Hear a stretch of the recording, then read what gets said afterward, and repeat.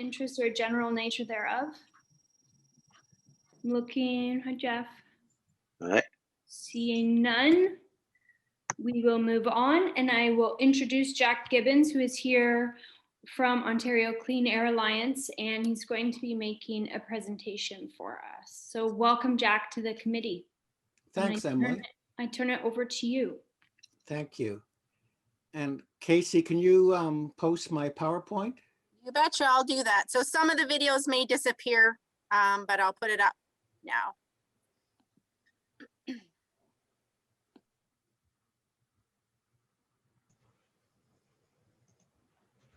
Okay, there you go. Great, thanks so much. You're welcome. Yeah, so thank you very much for the opportunity to speak to you this afternoon about our campaign to promote the phase out of Ontario's gas-fired power plants. I'm from the Ontario Clean Air Alliance. We were established in 1997 to promote the phase out of the dirty coal-fired power plants. And we worked on that campaign with the city of Stratford and 10 other municipalities. We worked on that campaign for 17 years until the last coal plant was shut down in 2014. And now we're working to promote the phase out of our gas-fired power plants by 2030. Next slide, please.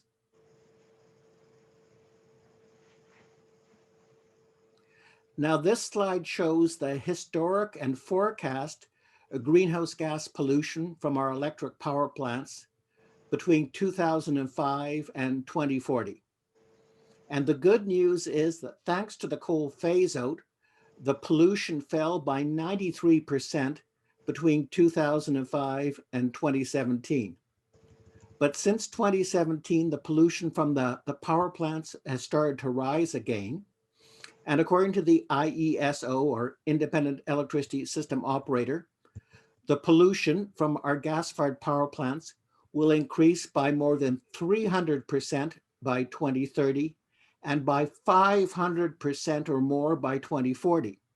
And if this occurs, we'll lose approximately 40% of the greenhouse gas pollution reduction benefits that we got by phasing out dirty coal. Next slide, please. Now, there are three main reasons why the IESO is forecasting this huge increase in gas-fired power production and pollution. The first is they're forecasting that our demand for electricity will grow by about 1% a year. The second reason is that they are forecasting that the Pickering nuclear station will close in 2025. And the third reason is because the government of Ontario is planning to meet virtually all of our need for new supply by simply ramping up the output of our existing gas-fired power plants. That is, they're going to purchase more frack gas from Western Canada and Pennsylvania to crank up the output of our gas-fired power plants between now and 2040. Next slide, please.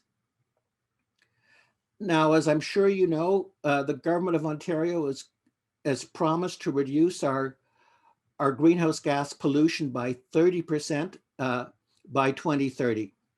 But according to the Auditor General, we're not on track to achieve that target. But here's the good news. If we phase out the gas-fired power plants, that will provide us with all or virtually all of the extra pollution reductions that we need to achieve our climate target. So that's why we're calling for a gas plant phase out by 2030, because it's the easiest and lowest cost option for Ontario to meet its climate target. And by creating a 100% carbon-free electricity grid, that will make it easier for the city of Stratford to achieve its climate targets. Next slide, please. Sorry, one back, please. So we're proposing a three-pronged strategy to phase out the gas-fired power plants. The first is energy efficiency investments to reduce the demand for electricity and therefore the need for the gas plants. The second option is Quebec water power. Quebec has a huge surplus of power from its existing hydro facilities. Most of this surplus is now exported to the US, mostly on the spot market, mostly at very low prices. And some of these exports could be diverted to Ontario to help us phase out our gas plants. And the third prong is investing in wind and solar energy. Now, we all know that wind and solar used to be very high cost, but now, thanks to tremendous technological progress, they are our lowest cost sources of new electricity supply. Next slide, please. And the other good news about investing in energy efficiency and wind and solar is they can create jobs in every single community in Ontario. On the other hand, if we meet our needs simply by importing more frack gas, that will create 0 new jobs in Ontario. Now, we all know that the wind doesn't always blow and the sun doesn't always shine. And that's why Ontario is so lucky to be located right next door to Quebec, because Quebec's huge hydroelectric reservoirs can act like a giant battery for our wind and solar. So by integrating our wind and solar with Quebec's reservoirs, we can convert wind and solar into a firm 24/7 source of supply for Ontario. Next slide, please.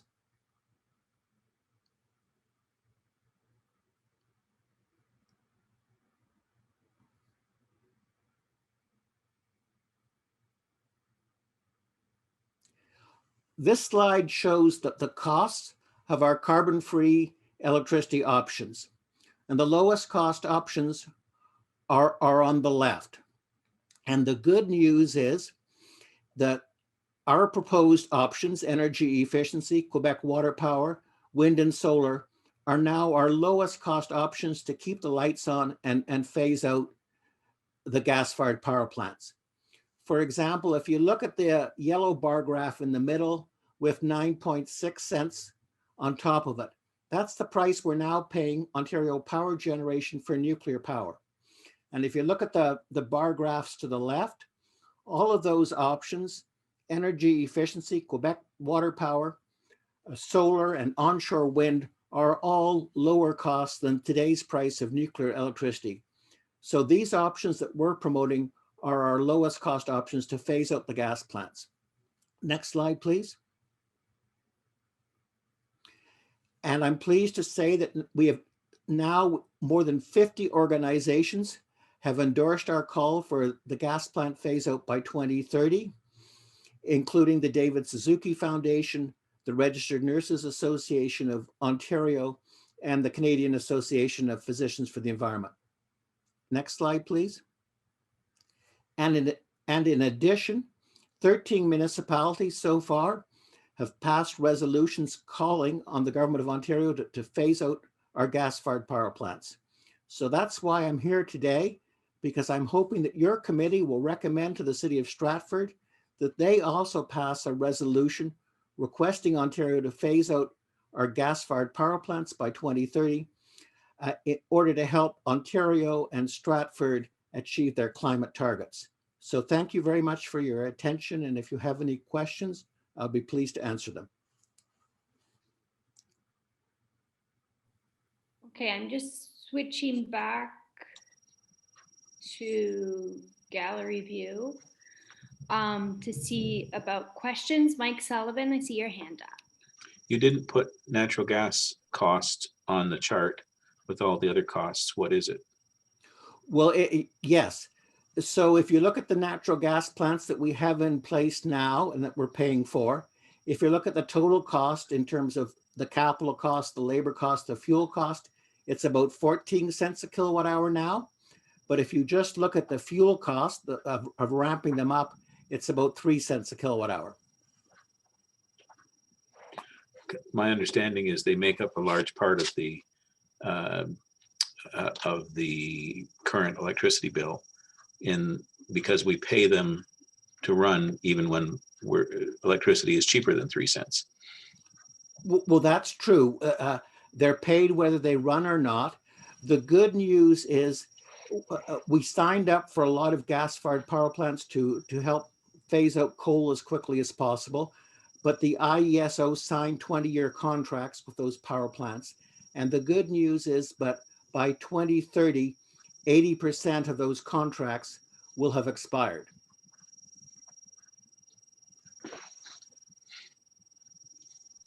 Over to Anna.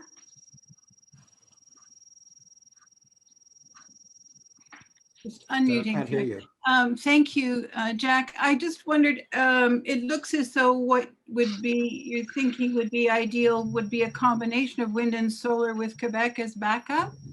Is that the, Well, yes, certainly, you know, wind and solar need a backup option, and Quebec can provide the backup that we need. It's the lowest cost battery or backup option there is.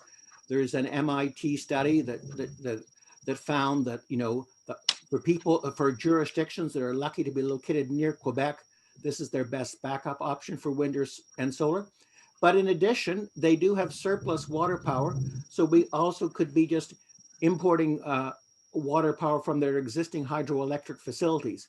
So Quebec could provide us two different services or just one of them, depending what we choose. I just a couple more questions. So, and Quebec is willing? Oh, absolutely. Okay. The Premier Legault is begging Premier Ford to Uh-huh. sign a long-term deal. Okay.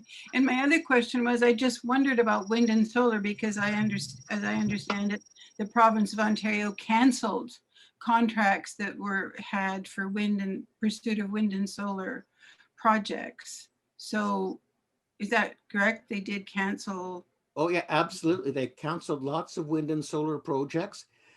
But the good news is now, according to the International Energy Agency, wind and solar are now our lowest cost sources of new electricity supply.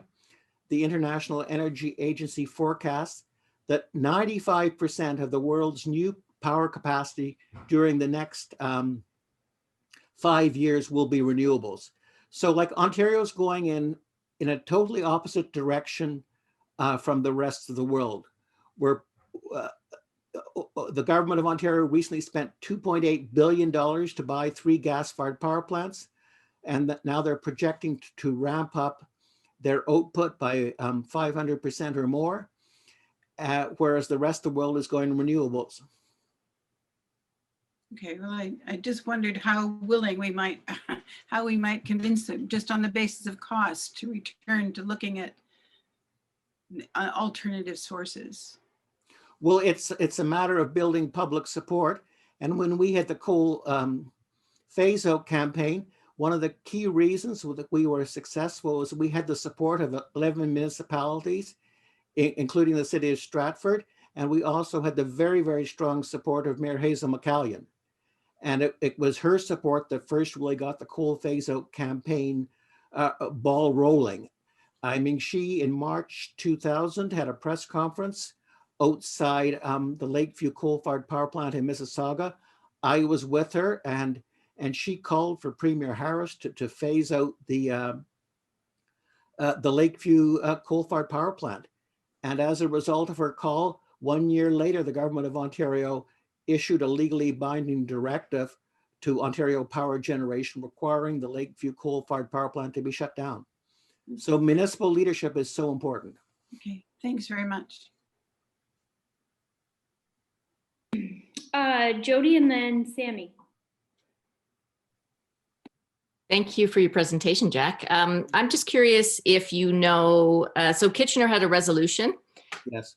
Do you know if so sometimes what happens with municipalities, if there's a motion in one municipality, they will send it around as a consent item agenda to other municipalities, and then we can have a look at it. It speeds up the process. Right. Do you know if they've done that? And if they haven't, can we get the wording from their resolution so we don't have to reinvent the wheel?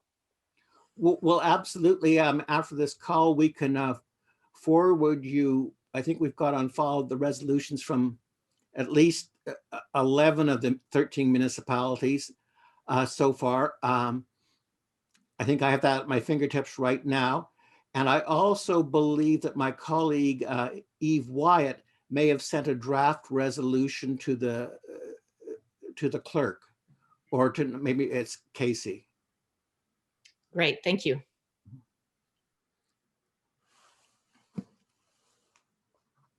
Sammy and then Mike Jorna. Thank you, Jack. That was a really good presentation. And it's great to hear that solar and wind are becoming a better option. I was just wondering, in municipalities, provincial wide, but municipalities, would they need to change a lot of infrastructure to be able to use that solar and wind energy? How much effort would it take from a municipality? And cost? Much of our, are you saying solar and wind? Either. Yeah. Well, a lot of our generation station, a lot of our power plants are hooked up to the Hydro One high voltage transmission grid, and that doesn't require any action by a municipality. But it's also true that a lot of solar, like they're on people's homes, on their roofs, they can be hooked up directly to the local power grid. Is it still Festival Hydro in Stratford? Yeah, so that would be work for Festival Hydro, but it's certainly something that the local municipal utilities know how to do.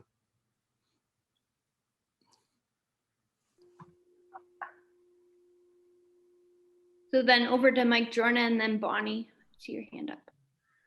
Jack, thank you for coming today or hooking up today. I'm totally on side with you for getting rid of all fossil fueled generation of electricity. Excuse me.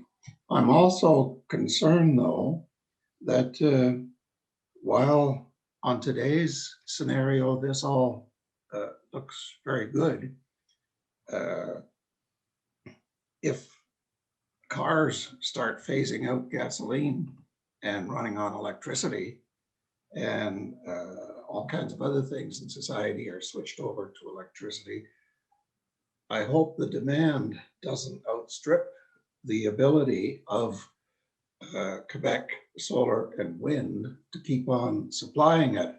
So quite frankly, I'm kind of happy that only one nuclear plant is closing imminently, because we might need some of that in the changeover period.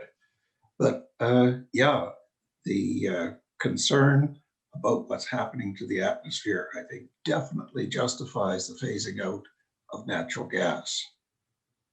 Right, thank you. And with respect to electric cars, they're definitely the way we want to go. But the good news is that they won't have nearly as big an impact on electricity demand as most people think, because electric cars are much more energy efficient than gasoline cars.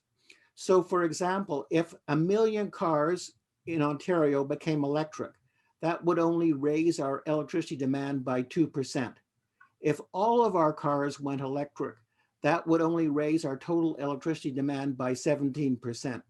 And we can certainly meet that need with new solar and wind and Quebec water power, and also by investing in energy efficiency to reduce the demand for electricity for other uses.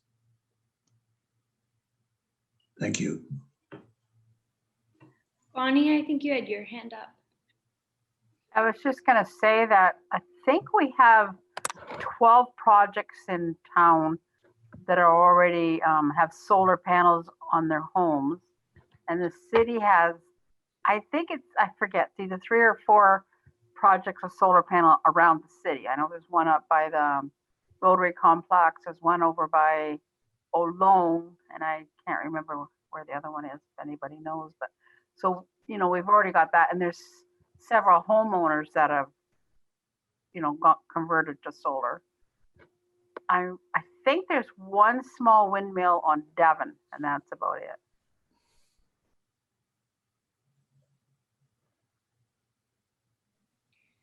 Jody, did you have your hand up for a question?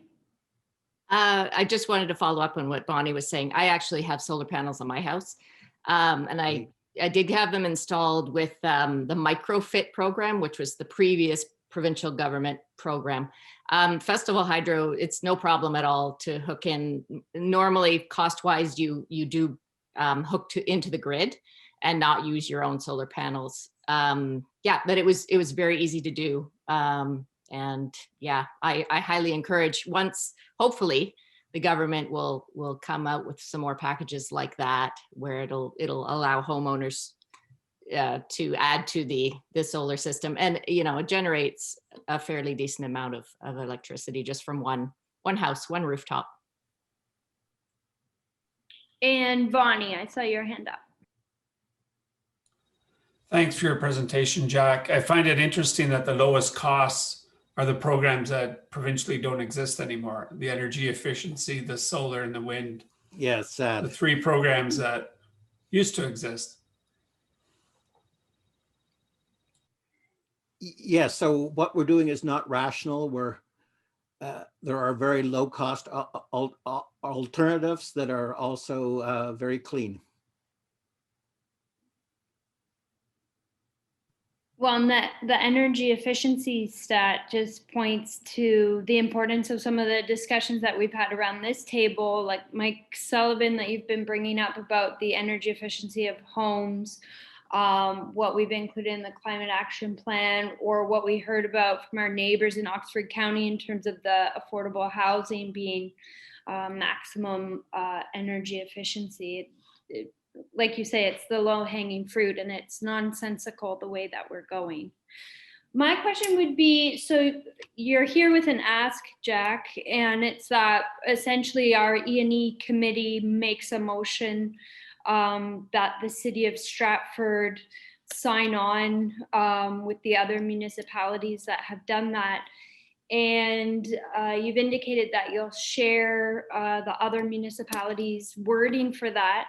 Yes. But apart from that, is there any additional ask that you're making of either the committee or the city? Well, no, not at this time. We're just hoping that you will endorse the call for a complete coal phase out by 2030 and an interim cap on the annual greenhouse gas pollution from the gas plants at 2.5 megatons, which is the level they achieved in 2017. It would be easy to go back to that level very quickly. And then we can achieve a complete coal phase out by 2030. And so that's all we're asking for right at the moment. There are, of course, we also have a petition for Ontario residents to sign to, OntarioClimateAction.ca. If you can encourage people who live in Stratford to sign that petition too, that would be helpful. Okay, and I saw Anna, your hand is up, and Mike's, and I'm gonna pass the meeting over to you, Anna.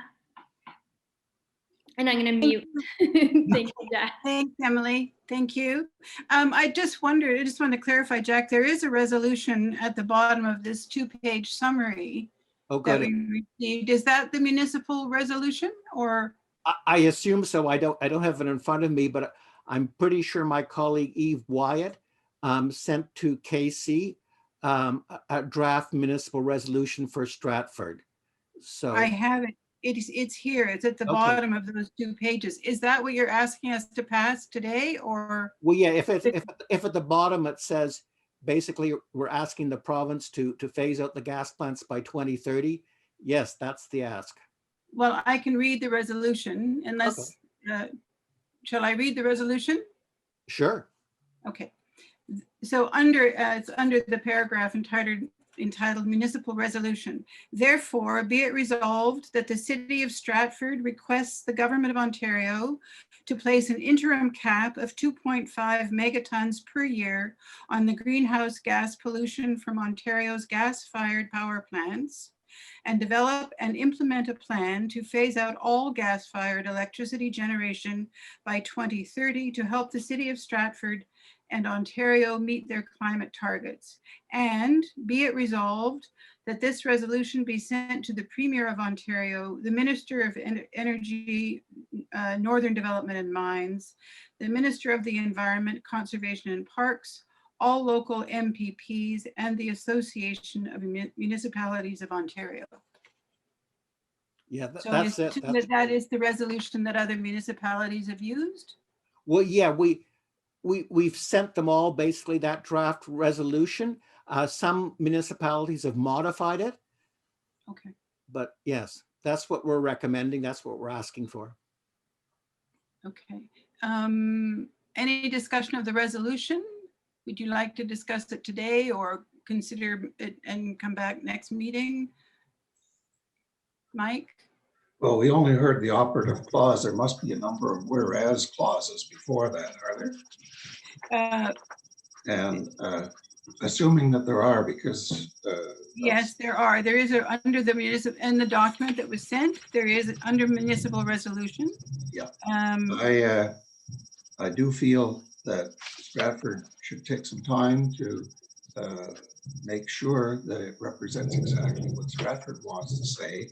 Because if you just endorse somebody else's, you know, they get that into the office and say, oh, there's another one. But if you change it to your own version, they have to deal with it. And the more they have to deal with it, the better it is, and the more likely it'll become societally accepted that maybe this is the way we're going to go. While I have the floor, there's another point that I think we're all missing, and that is that we keep on basing our arguments on costs per kilowatt hour or whatever. The fact is, by 2030, we'll be so scared shitless by this whole climate change thing that it won't be cost anymore that drives the agenda. It will be what we're doing to the planet. And I, for one, would like very much to base our resolution on what could happen to the planet rather than the cost per kilowatt hour, even though today the cost per kilowatt hour is the argument that people are most likely to accept. But when I see that we're looking at 10 years in the future, I think we have to deal with it as a planetary goal. Jody, thank you. Okay. Jody? Thanks. Yeah, a couple things. One is that the resolution or the motion that we make would then be a recommendation to council to consider a resolution. So we could phrase it in a way just saying that we would like the city to pursue this type of resolution and leave it at that, so that it's open for staff or whoever to modify it a little bit. And I do think it's good resolution because it focuses on the megatons. So it has a target in it. So I do think that's good. So I don't know if we want to make that type of motion at this point. Okay, thank you. Mike Sullivan? So moved. Move the resolution as written. The resolution to make a resolution, or a motion to make a resolution. A motion that this resolution be presented to council.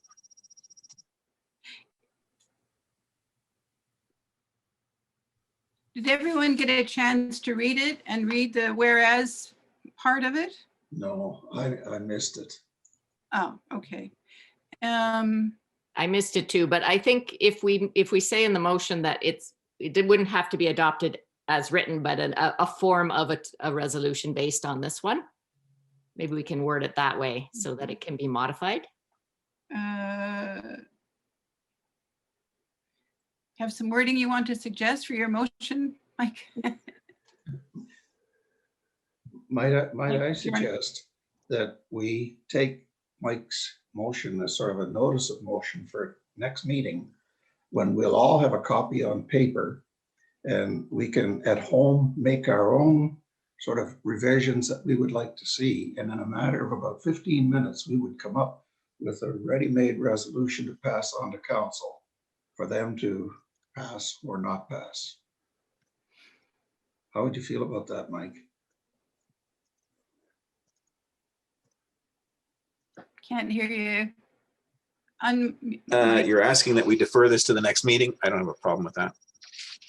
I mean, the only thing I would say to that too is that I would think within the next few weeks, the city is going to adopt the climate action plan. It's going to come forward, we hope, in February. So there'll be more of a context of once the city has adopted that plan too. So. Can the summary be sent out to everyone so that we can read it? I think that it was sent I'll earlier. resend it right now. I'll Okay. resend it right now. Okay.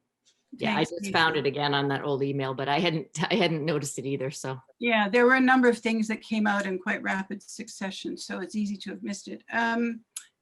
Vani. So is there a chance that before our next meeting that the city will see a motion at council from Kitchener, or like you said, Jody, as they pass motions around? that is a possibility, I would think, because if they've copied this motion the way it stands, if it says to send to all the Association of Municipalities of Ontario, we might end up seeing it come across through that method as well. So if I do see it on the consent agenda, I can just let Casey know and let everybody know it's already there and we can endorse it that way. This has been reworded. What has been sent out has been reworded for Stratford. So anyway, so shall we take this away, everybody read it and come back to the next meeting prepared to make a resolution? I'll move the referral. Okay, thank you. Second? Emily Sykes? Okay, thank you. Thank you very much, Jack. It was wonderful. I hope that we'll come back to you with some positive news. Okay, well, thank you very much for your time and your support. I really appreciate Thank you. it. Thank you so much. Okay, bye. We'll be in touch. Yeah. Bye. All right, on to the next thing, adoption of the previous minutes. Has everyone had a chance to read the minutes? They were lengthy. Is there a motion to accept the minutes? Someone? Jody, a second? Anita? Okay, great. All right, moving on to You have to the, vote on that, Anna. oh, sorry. That's okay. All in favor? Pass, thank you. So the next thing is updates from the carbon reduction and ecological working groups. Do we have with Craig not here, do we have an update from the ecological group, Mani?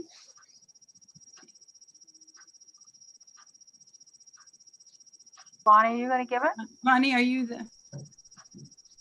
Or you can, I just got to bring up my notes. You can do it. I got to find my notes here. Okay, yes, we met and it's been a while since we met, but we figured some of the things we had on our last meeting, I'm not going to tell you what the date of that was, but anyway, things have happened since then. One thing we want to revisit, and we want to ask staff for a presentation about salt management within the city.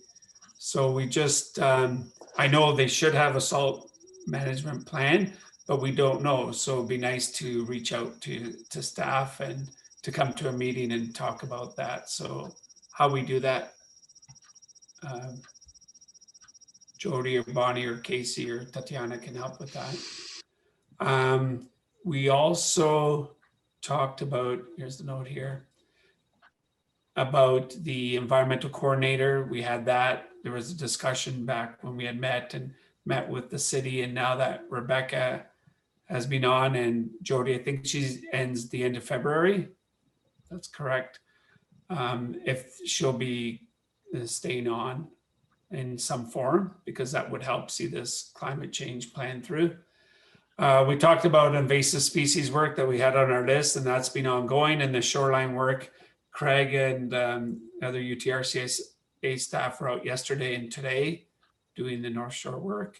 And we talked a lot about trees, and Quinn presented to us back, I think it was last year, about how much there's not a lot of public land left to plant trees in Stratford.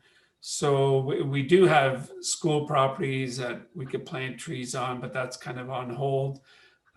We also talked about approaching industry again.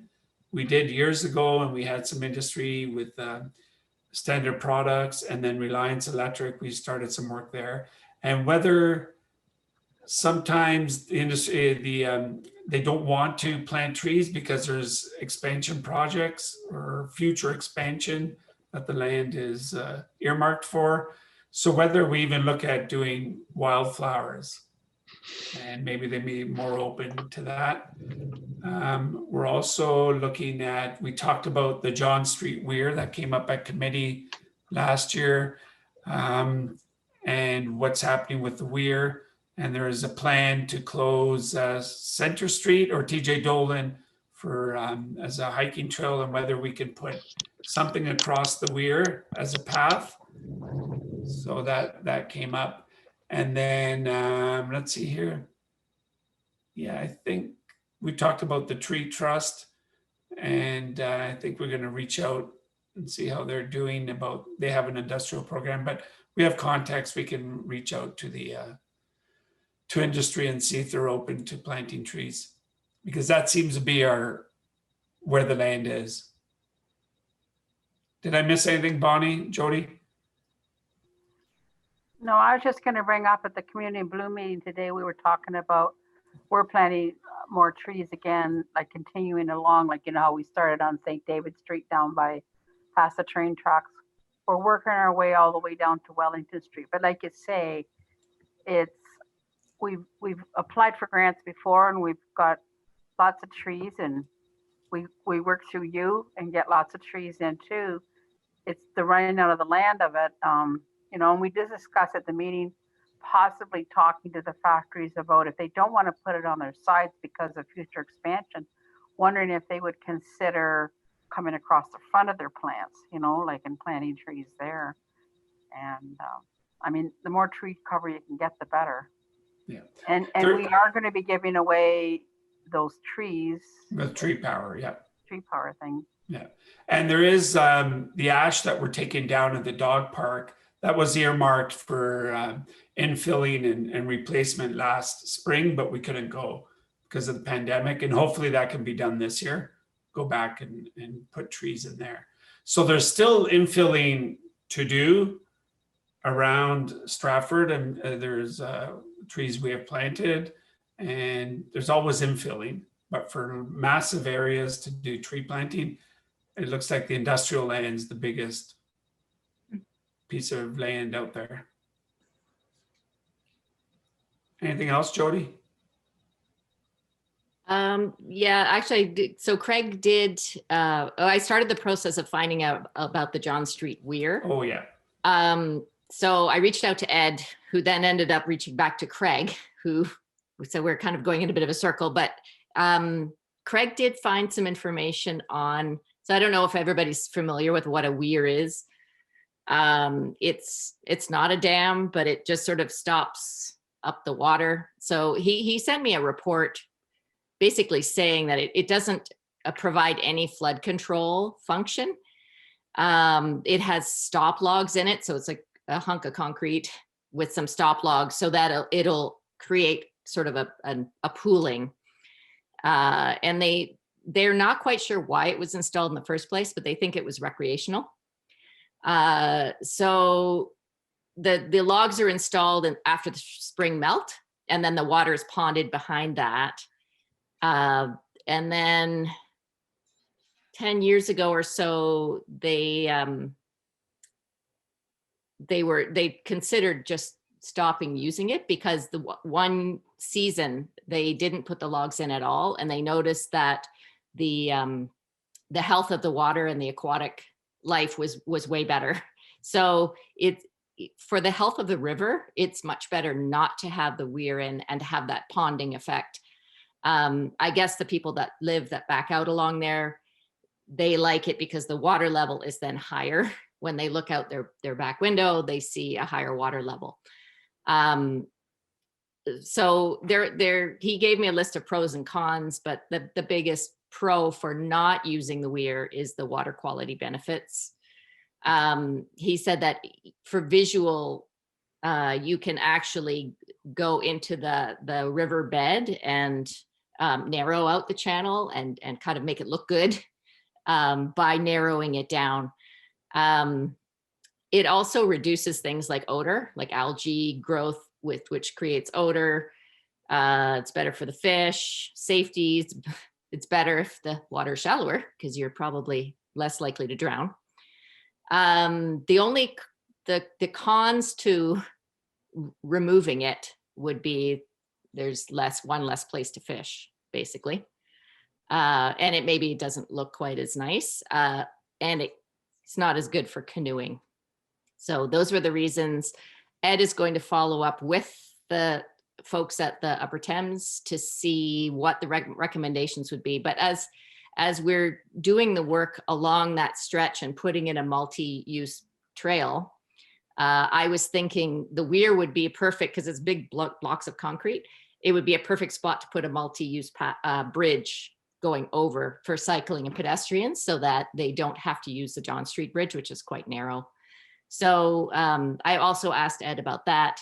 And that probably then jumps over to our ATAC committee, the active transportation, rather than energy and environment. But just to give you an update on that little project that we're looking at moving forward. So hopefully by next time we'll have more information about the future of the Weir. Great. Thank you. Any more comments? Anita, I saw you had your hand up earlier. Yeah, it was going back to the trees and where more trees could be planted. I was wondering, you talked about industry, but what about commercial properties like the malls, like I don't know what the mall is called by Food Basics, but they used to have all the ash trees along, which were all cut down, and they've planted nothing back there. And of course, they've been doing so much ash removal in Upper Queens Park right now, but that would be part of your infilling, I would think. But these commercial properties that have larger footprints, maybe they could be approached as well. Yeah, we can call it commercial industrial approach. Yeah. Okay. Thanks. Any other discussion? Bonnie? Bonnie, I just had a question.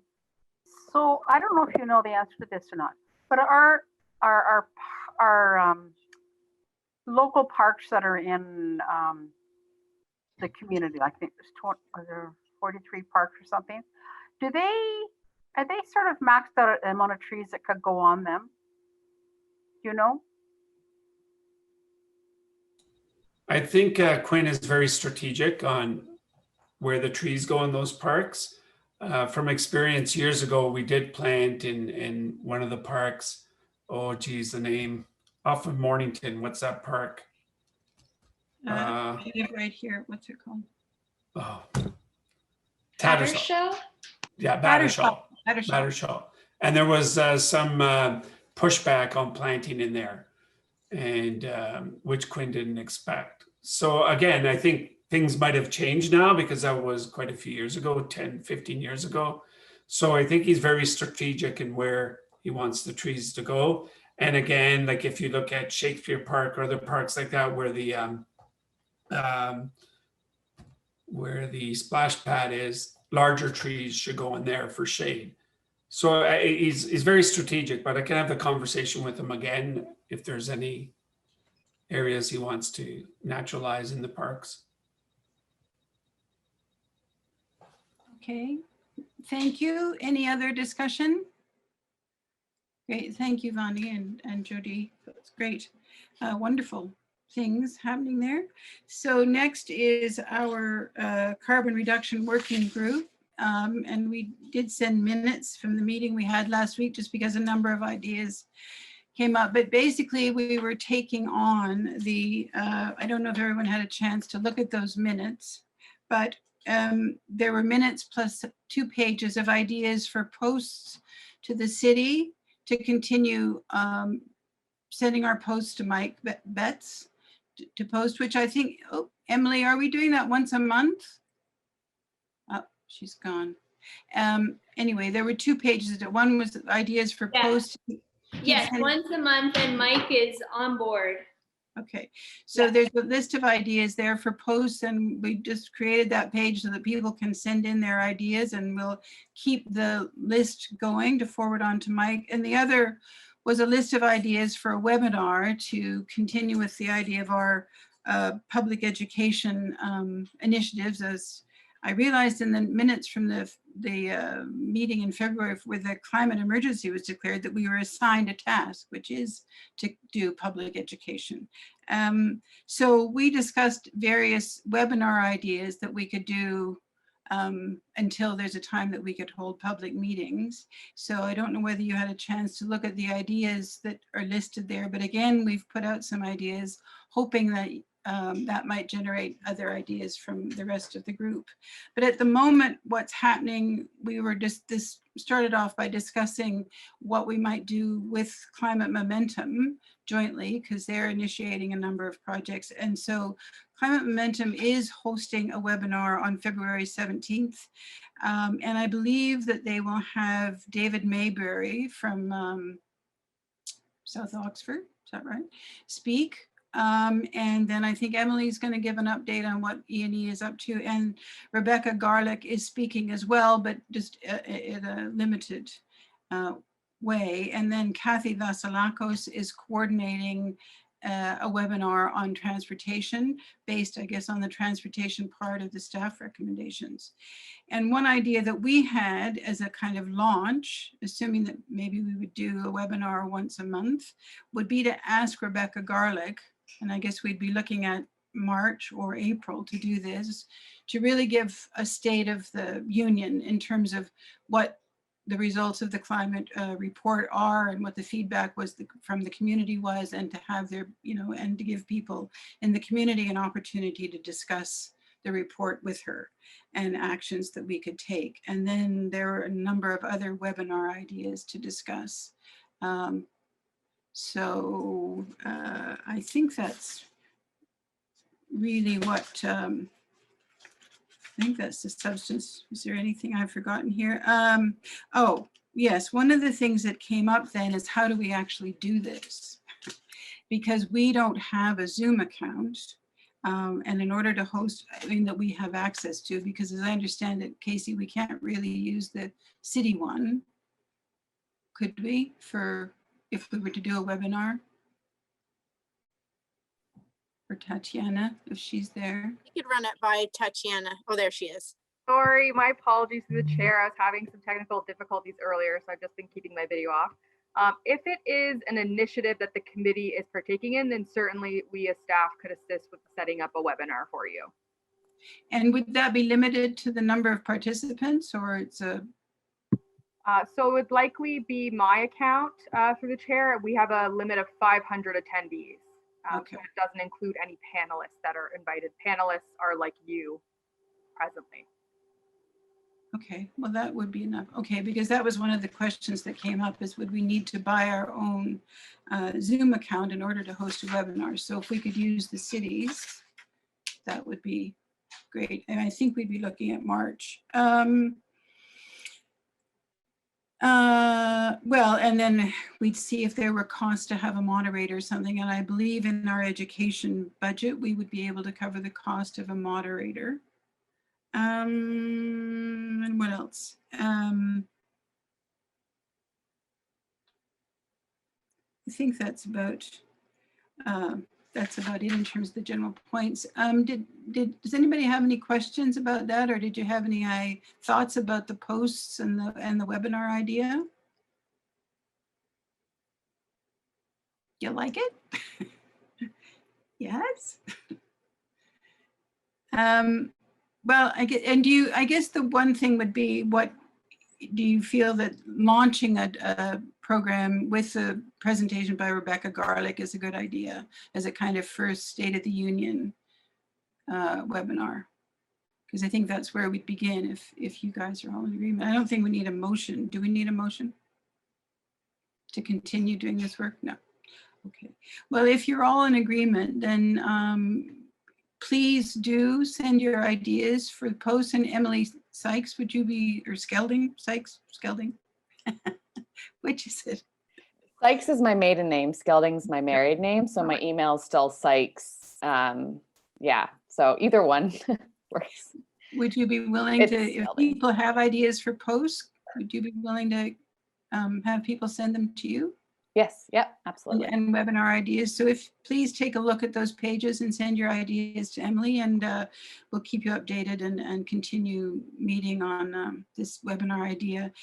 And the idea would be that we would coordinate with Climate Momentum and other community groups to spread the word and get their participation. Okay, any questions or discussion about any other contributions from the group on our meeting? Okay, that's our report. So that's, and so what comes next is business arising from the previous minutes. Update on the climate action plan, Emily and Jody. One of you want to? I guess that's me. I don't see Emily here. So I've asked for an update. I haven't received one yet. So yeah, I have nothing extra to report unless Tatiana knows something that I don't know, but unfortunately, I don't have a report for you. It's there somewhere being put together. That's all I know. Tatiana? Through the chair, so my apologies. So yes, some work is just being finalized on the plan. We are hoping to present it as soon as possible. Once we have a confirmed date, we will email this committee and all the interested members of the public. I've also been advised Ms. Garlick is also making some minor amendments to her report just due to the time she originally submitted and when it's likely to be presented. There are a few amendments we've asked be made just because there's some new information. So that is what I have right now on the plan. Okay, thanks very much. I mean, Mike Sullivan. I noted in correspondence that came to us that the city's climate action plan is a 10% reduction in greenhouse gas emissions between now and 2030. And I'm wondering, is that carved in stone? Is that something that we're not going to be able to change? I find that to be painfully low and should be closer to the Canada average of 30%. But how does that happen? Tatiana, go ahead. I saw Councillor Burback's hand. I don't know if you want to start first. Okay, Jody. Well, we might have been going to say the same thing. I do know that one of the things that Rebecca did was she measured from, I think it was 2017. So where we were at 2017, where a lot of the measurements are further back, like several years further back. So that was my understanding. The discrepancy between like 30% and 10 was that we were starting from a different measuring point.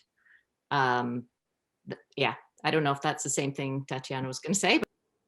So through the chair, yes, exactly. So we are using 2017 like emissions rates. So while it seems like 10% is really low, a lot of the like provincial governments in Canada, they're using statistics and emissions from like the 1990s.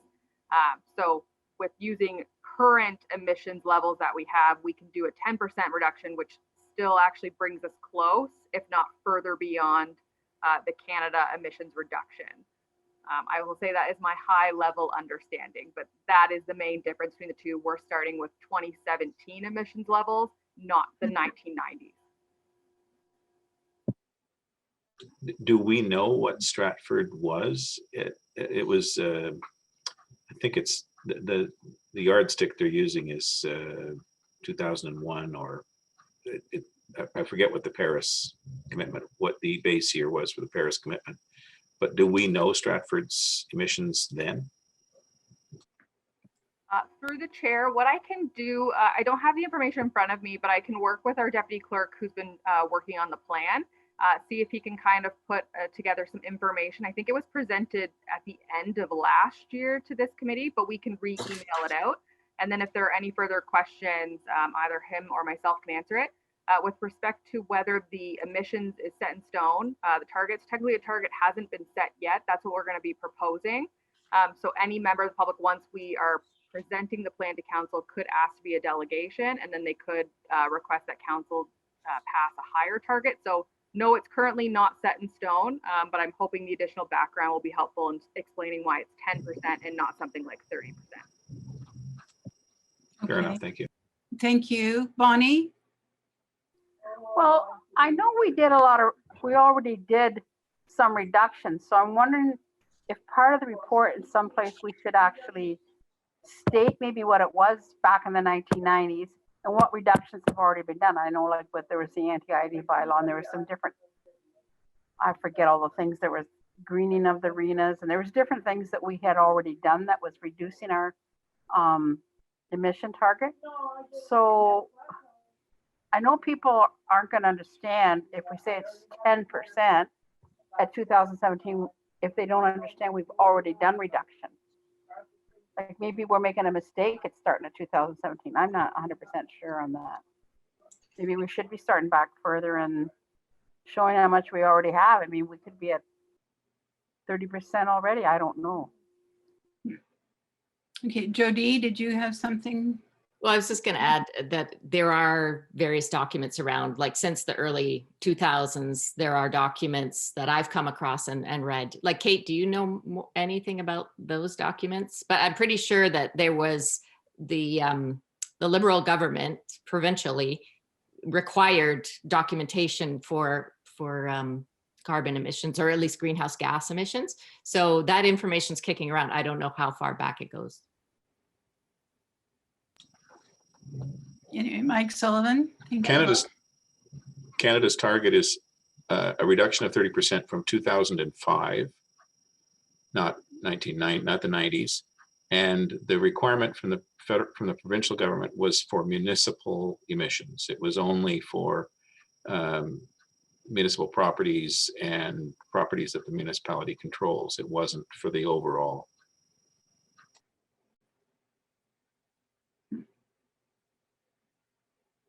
Okay. But Tatiana, you suggested that you would send us some more background information if you can get it from Chris. Through the chair, yes. We're going to go back. I think if we write it out, we could explain it 100 million times better than what I could verbally say right now. And then that way, if there are any further questions, if you just reply back to the email, then we can answer them to the best of our ability. Great. Thank you very much. Any further discussion on that? Okay, thank you all. Next is update on 2021 projects and budget. The LID project, Vani? Or LID? Do you say LID? Should I say Yeah, LID? you can call it LID or LID. The expert from Minnesota calls it LIDs, and we don't go there. We call it LID, and he says he can call it LID. So anyway, yeah, it's in design mode right now. So Ron, the engineer, is working on the design. Okay, thank you. Any questions? Okay, Avon River Shoreline, Craig. So that really was part of your, do you have more to add to that, Bonnie? No, I know they started yesterday, and I think they were out there today, and hopefully, Emily, do you know? I took some pictures today. If anybody wants, I can send them. If anyone's interested in pictures, I even took one of Craig. So. To prove he's there. I heard from Mike at the city, and he's posting about it today or tomorrow too. Okay, thank you. Invasive species, nothing, anything to add there? No. Yeah. Kind of as a follow-up from our last meeting on invasive species, we're working with Stratford Field Naturalists and Upper Thames to do a webinar on invasive species. I think the month is June. Oh, okay. That was through Anita. So that's moving forward. Oh, great. So might that webinar be, that would be an Upper Thames webinar, or that might be something that E&E could sponsor, or? Yep, and really the guest speaker will be from Upper Thames about invasive species. They have the webinar hosting capabilities, so I had said that we might need to access that, but hearing the earlier conversation, that may not be required. So we can iron out all those details, but they're a willing partner on it. Great. And same with Stratford Field Naturalists. They're looking forward to it. Okay. Okay, thank you. On to item C, Nature Canada funding. Mike Sullivan.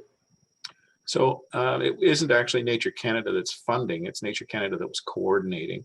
It's the federal government, Natural Resources Canada, that through the Canadian Forestry Service is arranging the 2 billion tree planting. They've been given $3.16 billion, which means $1.58 a tree. I assume that trees cost more than that to plant, to grow, plant, and maintain over a 10-year period. So they appear to be looking for partners so that you'll get some of the money for the trees, but they expect municipalities and community groups to be doing, but by the looks of it, a lot of the funding and legwork. At first, I didn't think I was going to have anything for this meeting because I got an automated response from NRCan, but when I told them I was a former MP, they responded. And I now have sent to you all the responses. The Canadian Forestry Services are going to be doing a call for proposals soon, seeking interest from organizations that can plant this spring or fall and deliver in the short term. And they have 6 principles that they want organizations to follow. It has to be new trees, it has to be a multi-year partnership, cost sharing, taking a value chain approach, whatever that means, measuring results over the long term, and advancing diversity and inclusion. Those are the principles of the Canadian Forestry Service, who is administering the plan. And so I guess all we can do is think about those things.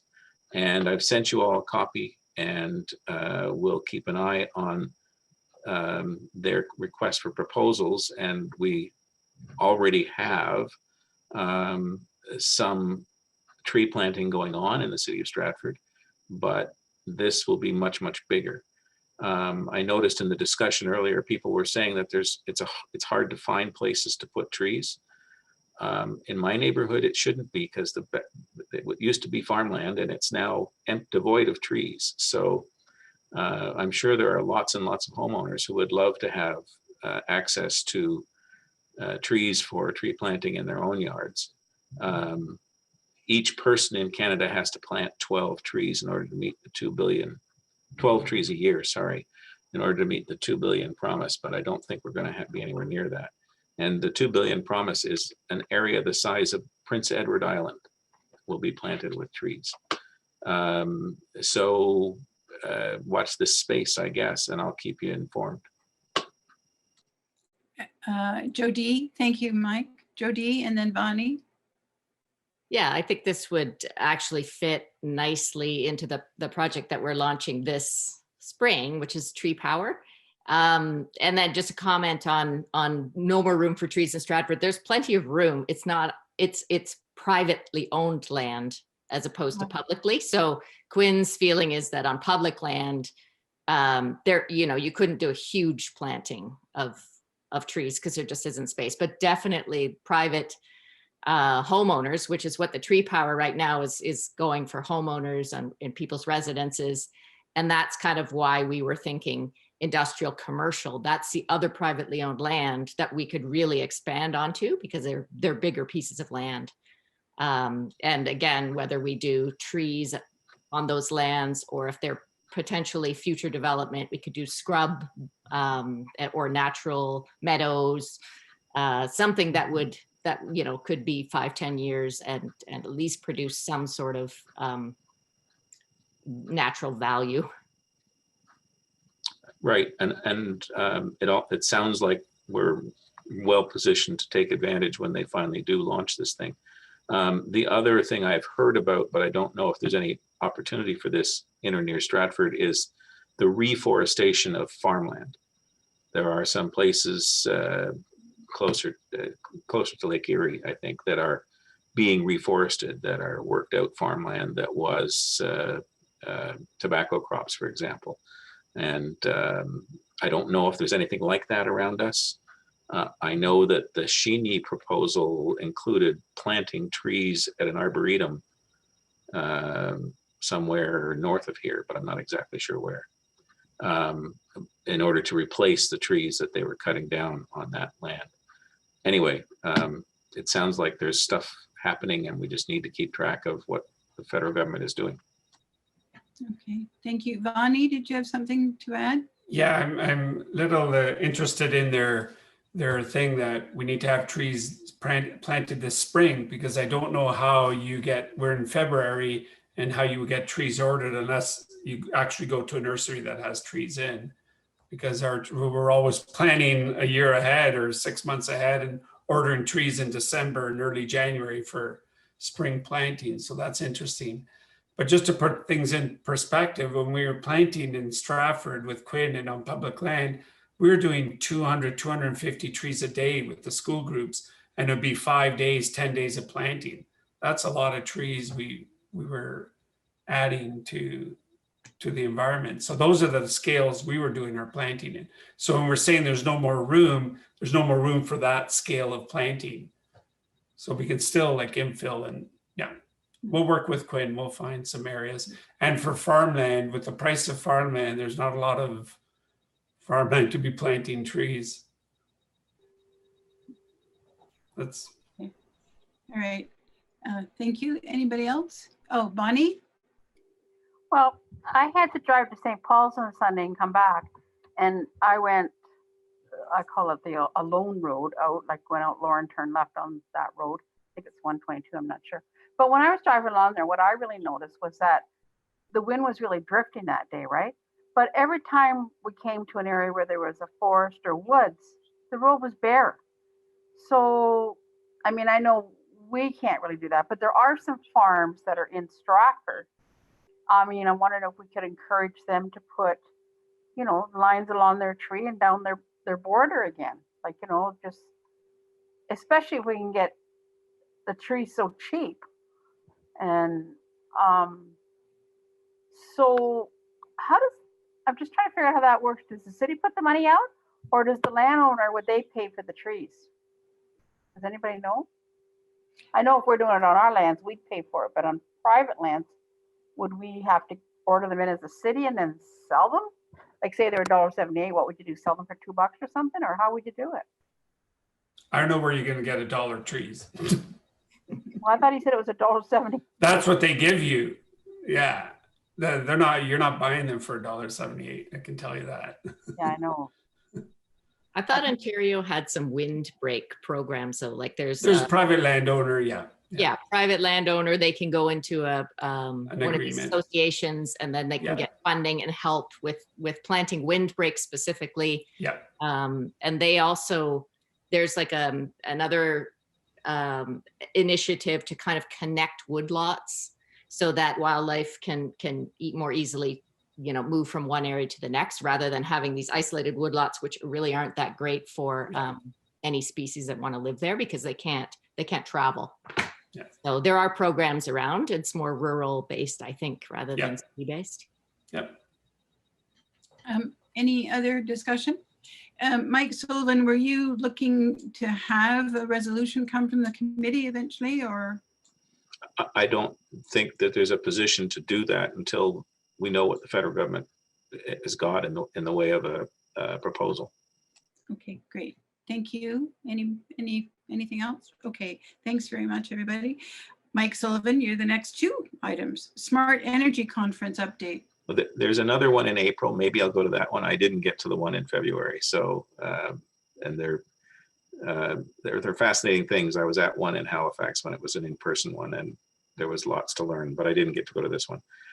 The other thing is energy efficient building requirements. I sent around a draft of a proposal to the city council that council no longer give building permits for anything that's not energy efficient, for anything that's not a passive house or passive building standard. And there are standards that I've sent around as well. That there's a standard that's based in the US that is climate dependent, so that in different climates there's different standards. There's a standard based in Europe that is that I've sent around that is a one standard fits all. But given climate change and our climate emergency, we should not be permitting buildings that aren't energy efficient, and we are. or the city is, I shouldn't say we, the city is granting permits to buildings that are going to be built and going to be heated with natural gas and will be, while much more efficient than 20 years ago, are not the current passive house standard. A passive house essentially requires no heat. You can heat it with a hairdryer in the wintertime or less, depending on whether or not you have the doors and windows ever open. And most of them are now being built in such a way that they can eventually be net zero, meaning that the house is built so tight that it only requires a tiny bit of heat or cool, and but it still requires electricity to run water heaters and dishwashers and that kind of thing. And net zero means that there'll be enough solar panels on the roof to offset the use of electricity, so that there will be no cost to running a house that is net zero. But for now, the essence of a passive house is that the slab it's built on is insulated and is therefore at 16 or 17 degrees Celsius all the time. And that then heats and cools the house with a little bit of assistance, maybe from a hairdryer or from a heat pump if you need air conditioning. And it's my belief that Stratford should lead the way, and we should adopt the standards that already exist. And the other part of the resolution, because I know there are people who will say, but isn't it more expensive to build a passive house? It used to be. It has now, it's close to break even. It may be 5% more. But for example, if you don't need a furnace or an air conditioner, then you've just saved a whole bunch of capital that you then invest in insulation. The attics of these places are built to R80 and the walls are 60, and therefore very little heat ever leaves the building.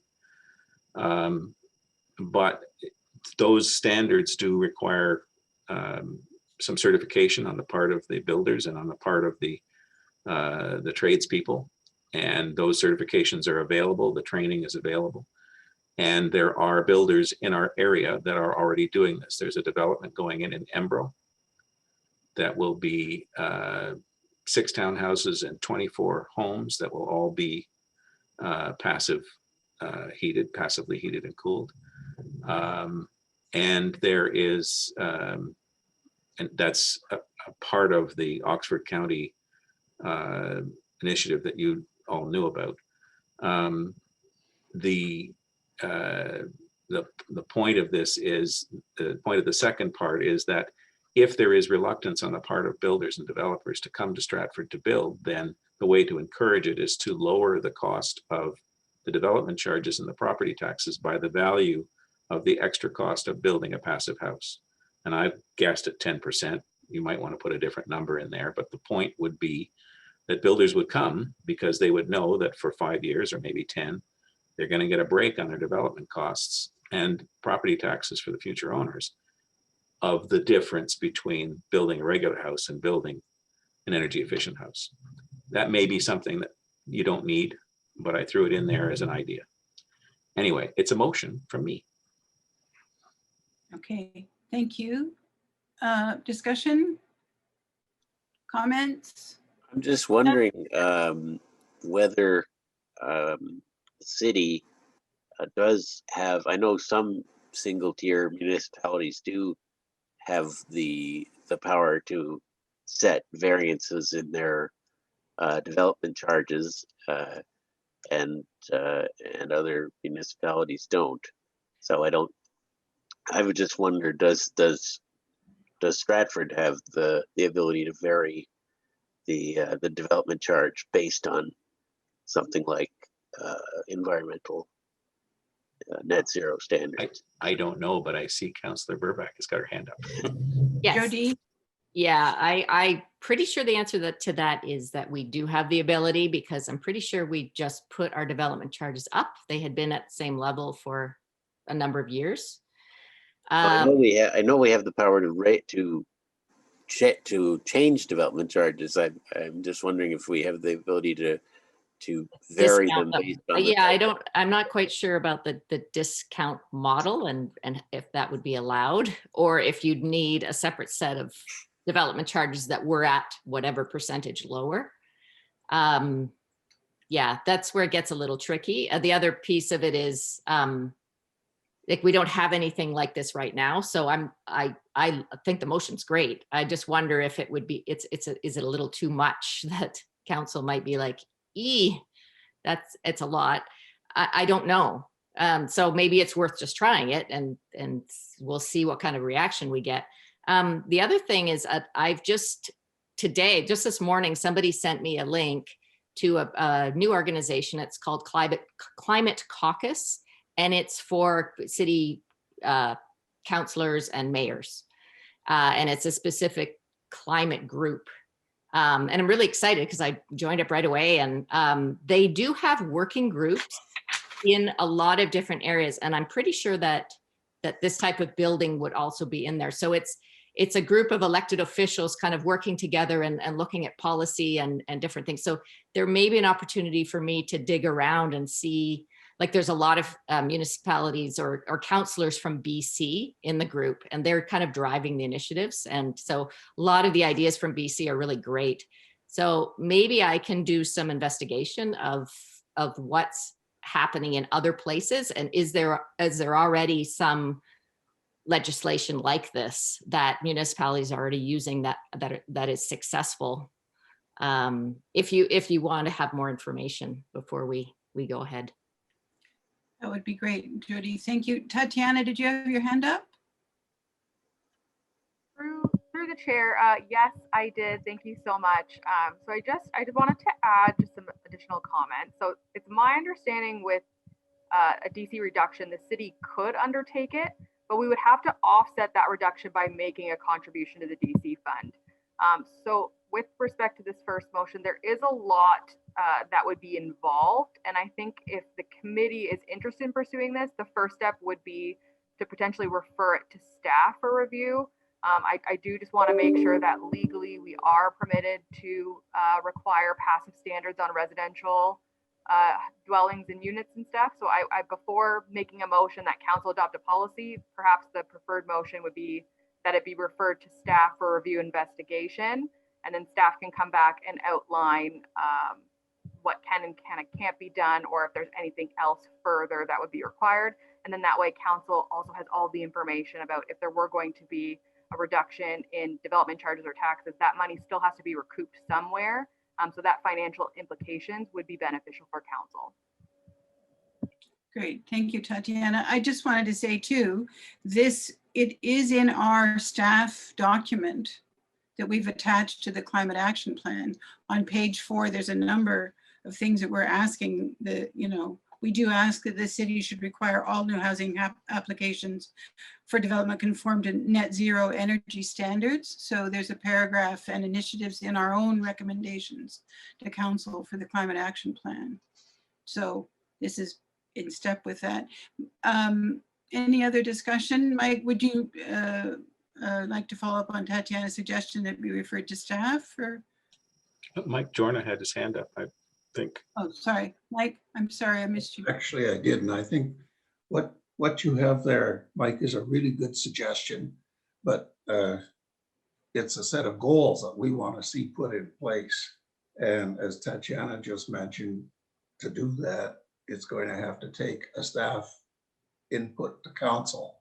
So maybe a referral to staff for to at least make them aware of what's coming down the line from this committee and from council. I think a referral motion would be the way to go. But I think that the goals that set out in your motion are absolutely great. And in fact, when I get the floor in a few minutes under other business, I'd like to follow up on that. Okay, thank you, Mike Jorna. Mike Sullivan and then Vani. So my theory on the development charges and the property taxes was that these were things that the council, that if they approved a building that was non-energy efficient, this is money that the council would not get, or that the city would not get, because it would be a cheaper house. And so the theory was it wasn't foregone revenue. But I understand that in order to make that work, you've got to actually follow all the rules that are in place. I understand that. And I appreciate that, yes, this is something that better minds than mine about how cities work are on this committee. And so if it's got to go to staff, that's a great thing. Okay. Vani, did you have? Yeah, I just further to what Tatiana and Mike were saying, yeah, we have to set up for motions like this. There has to be that staff infrastructure, for lack of a better word, of how to see this through, to give them time to, how would this work? That's just following up with Tatiana and Mike's comments. Okay, great, thank you. So Mike, would you like to change this? So change your motion to refer it to staff? Yes. Okay, how do we? I'd be happy to second that. Okay, Casey, can we just, you've got my, we can just change the wording so that this motion be referred to staff? Yeah, maybe just at the beginning of Mike's motion, instead of that the Energy and Environment Committee recommends that City Council, or that City of Stratford at the next council meeting, instead of that, we say that the E&E Committee requests council directs staff to investigate. And then the rest of the motion. Yep, okay. That works. Okay. Thank you very much, Casey. You're welcome. Thank you, Casey. So Mike, you. That's my motion now. That's your motion? Okay. I mean, Mike Sullivan and Mike Jorna, you seconded the motion. All those in favor? Carried, I believe. Opposed? Was there anybody? I couldn't see everybody's hands. No? Okay, great. Thank you very much. Thank you, Mike Sullivan. I mean, I did want to say that once we get our climate action plan through council, when that happens, there's going to be a context for a lot of things to move forward on and recommendations to bring forward, this being one of them. So I hope that happens soon. Great. Okay, thank you. What's next? Mike Sullivan, Sammy Orr, reusable program for Stratford. Yes, so me and Vicki Lass, many of you might know her, but she is also another Stratford citizen. We've been working and just talking and emailing lots to work together a community meeting so that we can all talk about how we could start and implement a reusable takeout container program with all the excess plastic. You should have received an invite to that meeting. It's on February 23rd at 3:30. So we're hoping you can make it, and we'll talk about it then and see what comes out of that meeting.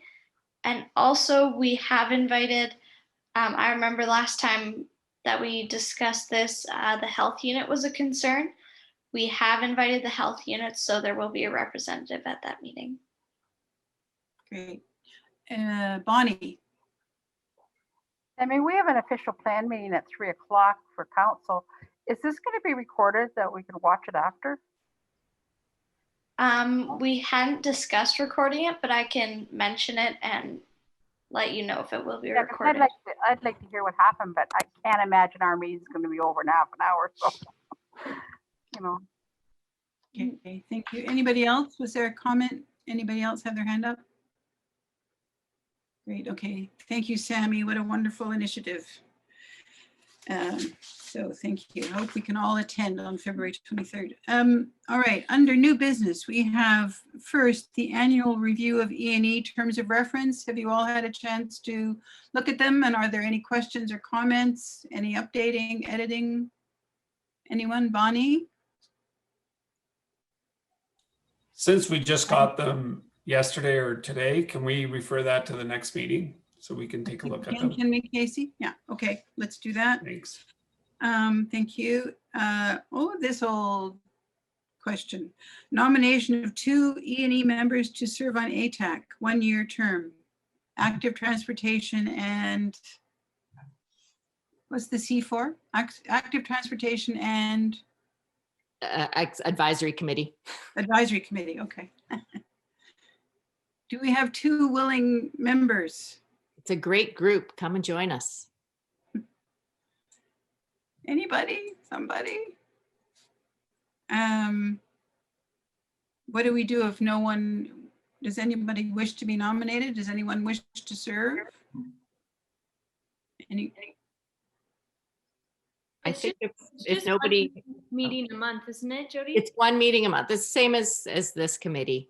Yeah, and I think last time we just had 1 person. So, and that was fine. And if nobody can do it, then we'll just have those chairs empty, I guess. Anyone? There was some thought, oh, Bonnie Henderson, yep. And I'm a counselor, so I'm not eligible. So it has to be other ones that are the volunteers on the committee. I think it would be a real asset to have somebody from our committee if they've got the time for another meeting a month. It really links into our committee and accessibility and getting around our city and environmental and, you know, but. What day and time do they meet?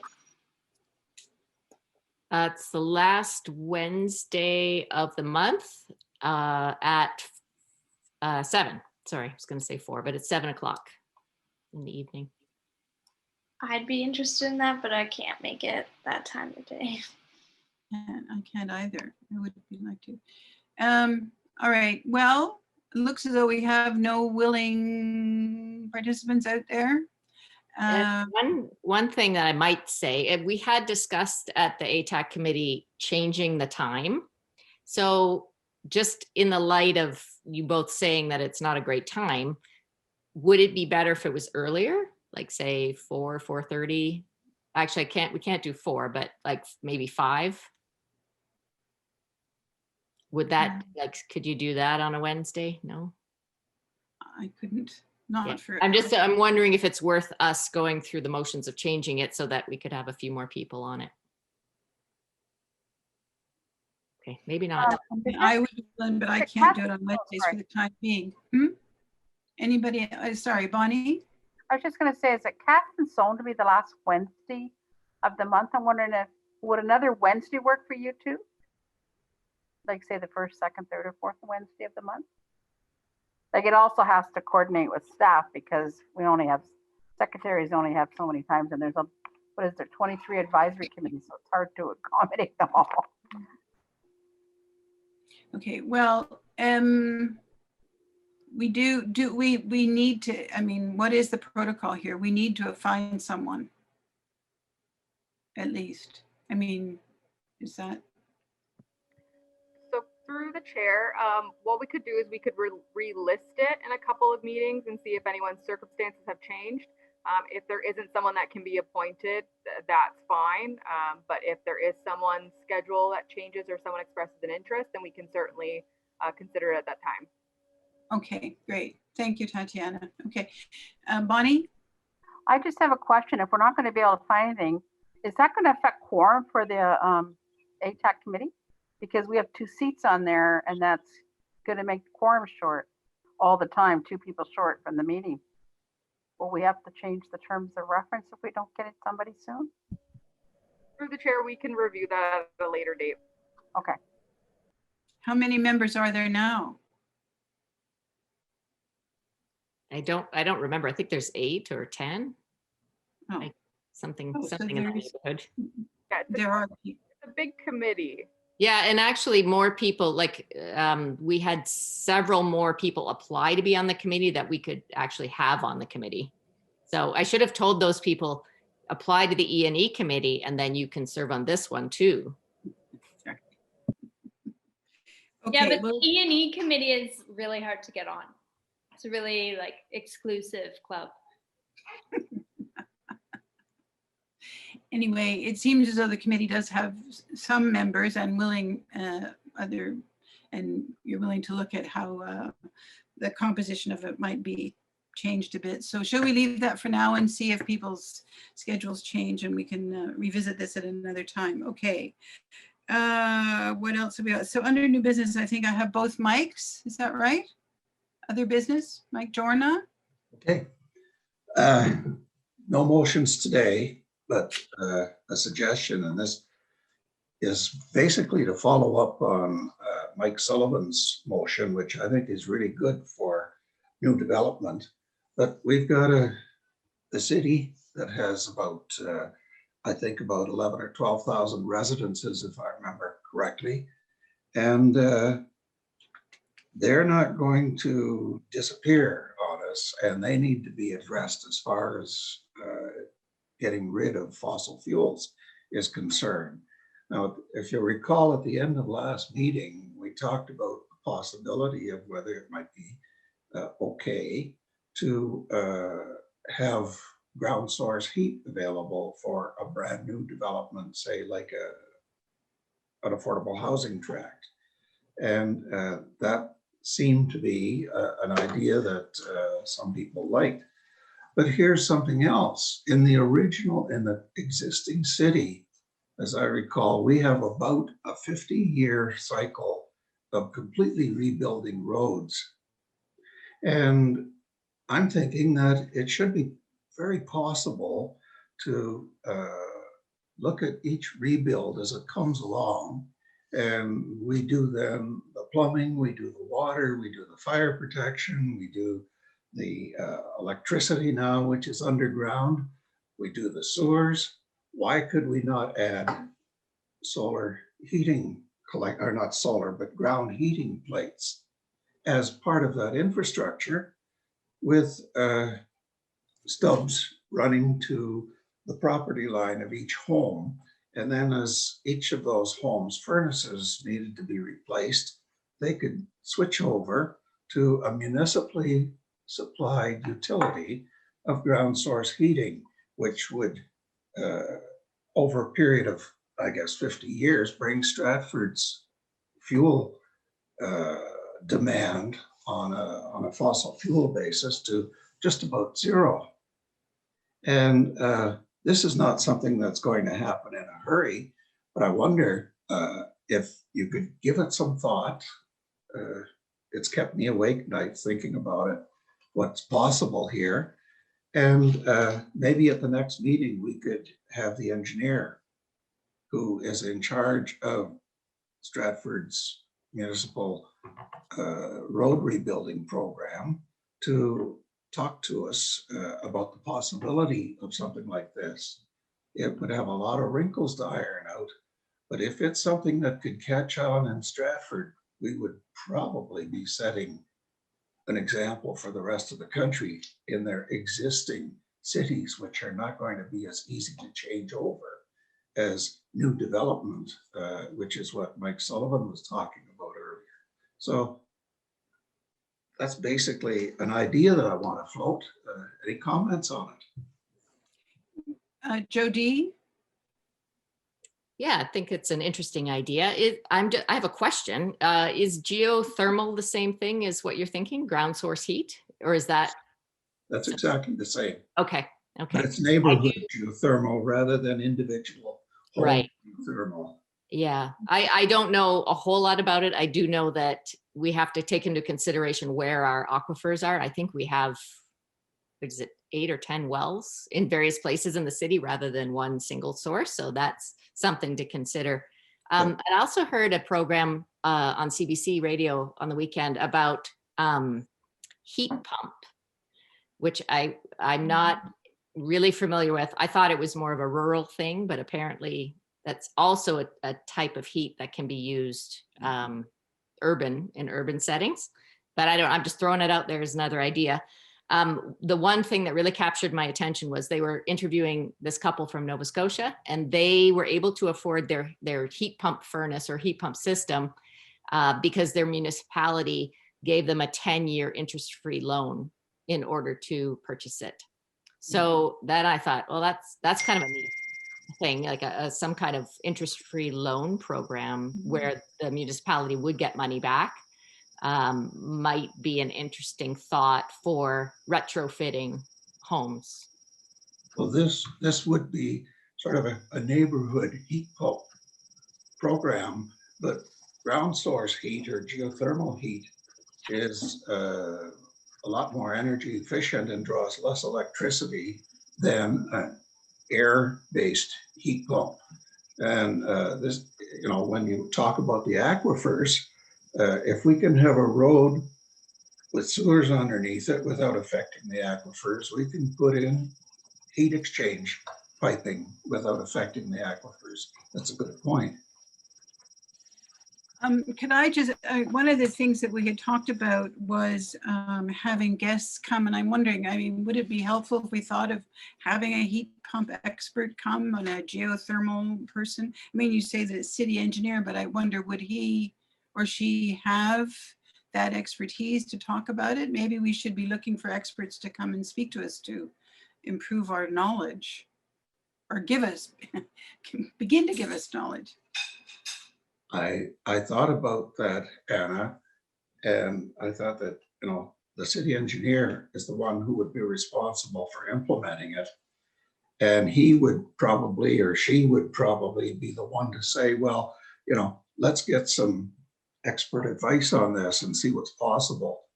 But again, it's like Mike Sullivan's motion, you refer that to staff, and I think you show the person who's in charge of the road rebuilds the opportunity to be the first to understand what's coming down the line. Okay, well, is there interest in inviting the engineer? Tatiana. So through the chair, I would be happy to start this conversation with our Director of Infrastructure Development Services. Unfortunately, he is retiring at the end of this month. So it may not be possible to have him present some information prior to him retiring. However, I can speak to him, get some initial input and advice, present that to this committee. But it may be best to wait until the new director is hired. And I'm just going to look to Kate too to see if she would also be in agreement. Okay, thank you. That would be perfect. Okay. Thank you, Tatiana. Well, Emily and I had talked about the idea of inviting the person in charge of the energy conservation or green programs at Festival Hydro to come and talk to us about what they're doing and what programs they have and what they're thinking. Is there any interest in inviting somebody from Festival Hydro to speak to us at an upcoming meeting? Yes? Okay, great. All right, well, we'll invite whoever that person is to come to our next meeting and get this idea going. I listened to that same program, Jody, and I thought, wow, I want to have one of those in my house. But the cost was $16,000 for a small house, a very small house in Nova Scotia. But it sounds like something. I mean, it may be that that's a webinar that we should think about, just heating. You know, maybe we should get on that right away. Vani? Yeah, with on that Festival Hydro, there is a program that just was launched again that they didn't have enough money. They ran out of money.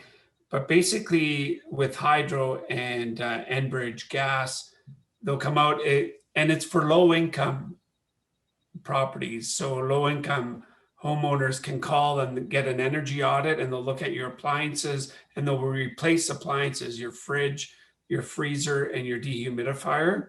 And then we'll give you LED bulbs as well. And they link that to Enbridge Gas as well. The auditor will look at your insulation levels in your house and all that and do a report.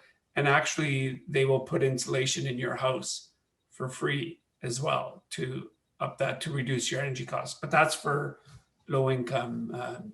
There's a certain level. That program's back up. Great. Wonderful. Well, is there any interest in having somebody from the gas company talk to us, or that's passé? That's Festival Hydro. It's that program. It's all right. Linked together. Okay. All right. Okay, great. Well, we'll Energy invite someone to come to the next meeting. Okay, have we got to the end of the agenda? Let me see. Is there any other new business? Anything else on anybody? Oh, Kate. Hi. Two things. Oh, that's my dog. Sorry.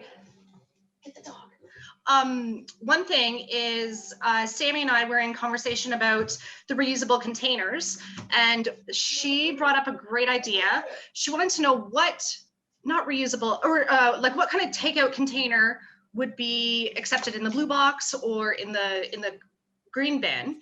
So we were brainstorming, and she came up with an idea of having pictures. So we're doing some kind of a little campaign to get pictures of different materials from takeout places, and then just put a little pictograph up and say this goes there, especially for restaurants and that sort of thing during like takeout containers. So my ask is, if you get takeout, take a picture of it, not the food, the container, and send it to me. And then that way I can build a database and build information and go from there. Oh, that's One a great other idea. thing, awesome. Well, it's Sammy's. One other really quick thing is I'm working with the Canadian Federation of University Women, and we were trying to come up with ideas how to reduce waste. And one of the main ones was, let's reduce food waste. Instead of like, great, we have a solution to put the materials in the green bin, that is great, but let's put out some information on reduce the food waste, so you're not throwing out all this food, you can consume it. And one thing that we met with, one thing that came of it was they want to put a document together, and they are asking for a bit of money, like they did for the green initiatives for events, to put a document together to obviously put on the city's website, but also that we would distribute, like email and put on social media, that sort of thing. But like not print copies, but we need a little help on making it pretty. So they're asking for some money on that one.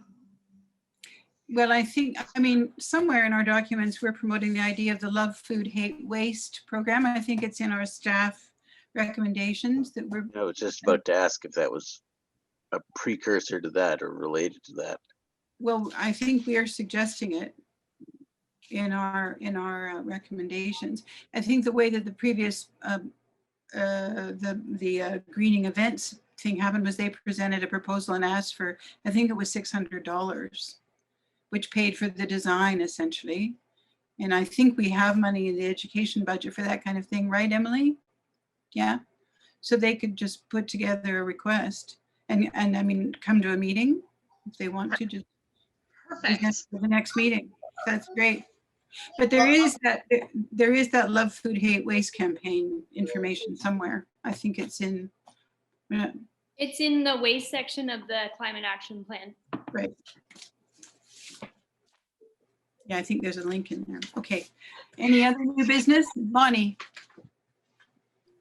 Well, I just wanted to ask something. So the takeout containers I've been getting, if it looks like cardboard and it's got food waste on it, I've just been tearing it up into small pieces and put it in my compost.